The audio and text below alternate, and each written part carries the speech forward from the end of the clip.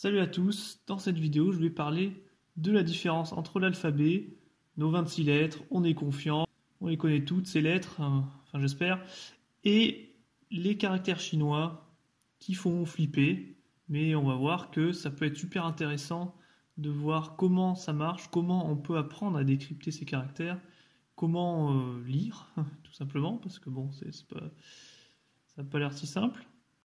Alors voilà, on va commencer par une petite comparaison. Donc en France, tout le monde sera capable de lire l'écran de gauche, notre cher alphabet, et à droite, des caractères chinois que je ne sais pas lire actuellement. Donc ça m'intrigue. Comment ça marche? On va voir ça tout de suite. Mais avant de voir comment ça marche, il faut quand même qu'on soit motivé, quoi. Sinon on va abandonner direct. Alors ici, deux petites photos. Donc à gauche, pas sûr que vous voyez ce que ça peut être, mais à droite, on peut déjà avoir un petit indice avec les chiffres, qu'en gros c'est un menu.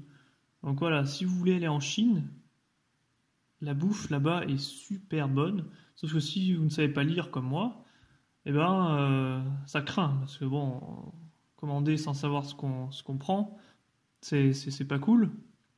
Surtout que là-bas, il y a pas mal de plats épicés, donc on peut avoir de mauvaises surprises. Donc, voilà la principale motivation pour apprendre le chinois, c'est de pouvoir profiter de la bonne bouffe. Alors, si vous voyagez pour la première fois en Chine et que vous n'avez pas eu le temps d'apprendre à lire les caractères, il y a la solution de secours que j'ai utilisée au début. Vous allez dans les restaurants où il y a des photos. Bon, les photos, des fois, on se demande ce que c'est quand même, mais ça aide, ça sauve. Et puis, voilà, ça sauve au début. Mais justement, on veut pouvoir lire les deux cartes que je vous ai montrées avant.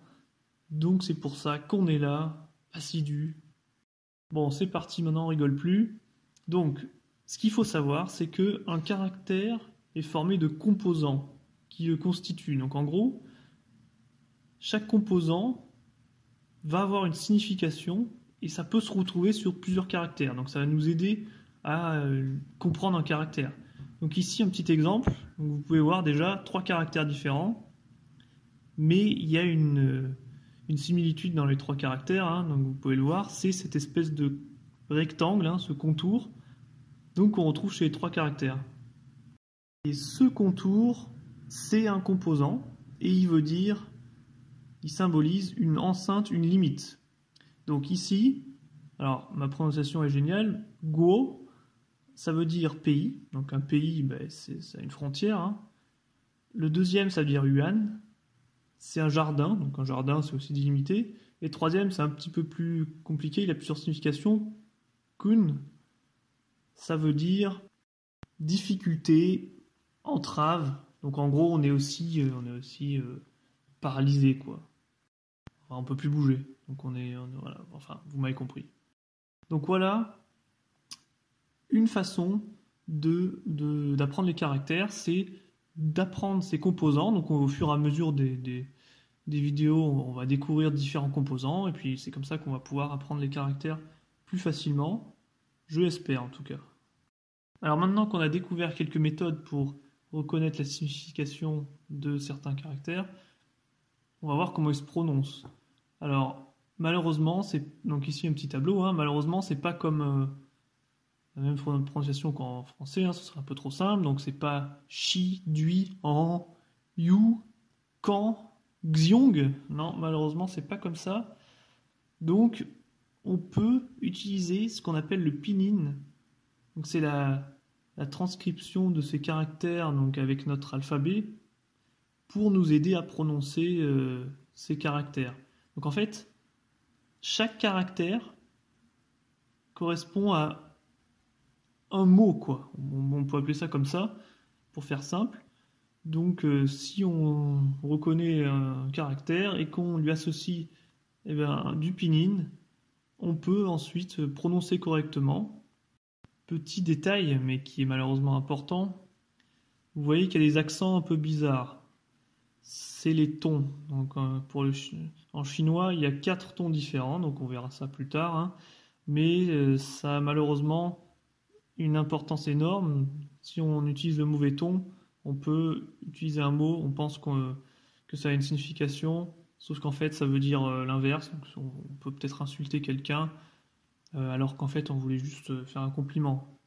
Alors maintenant, pour nous motiver encore plus, alors apparemment, ce que j'ai entendu, il faut pouvoir lire, comprendre bien sûr, environ 1000 caractères pour pouvoir lire le journal en chinois.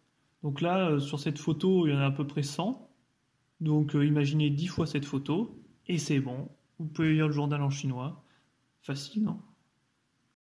Ben voilà, on est chaud, hein, c'est déjà fini. Donc chaque caractère a sa prononciation, c'est la première chose à retenir. Le pinyin, on aura une leçon sur le pinyin, hein, nous aidera à prononcer ces caractères. Ensuite, en ce qui concerne la signification, on peut utiliser des moyens mémotechniques pour reconnaître et donc pour apprendre à lire ces caractères. Et en plus, il y a des composants de caractères qui vont se retrouver sur plusieurs caractères, donc ça aidera à mémoriser. On verra ça au fur et à mesure. Alors la base, c'est de savoir commander à manger, hein, parce que en Chine, la nourriture, c'est vraiment top. Et du coup, voilà, c'est la base. Et ensuite, mission 1000 caractères à atteindre. Donc je suis débutant aussi, hein, de toute façon. Donc, on va galérer, mais c'est parti.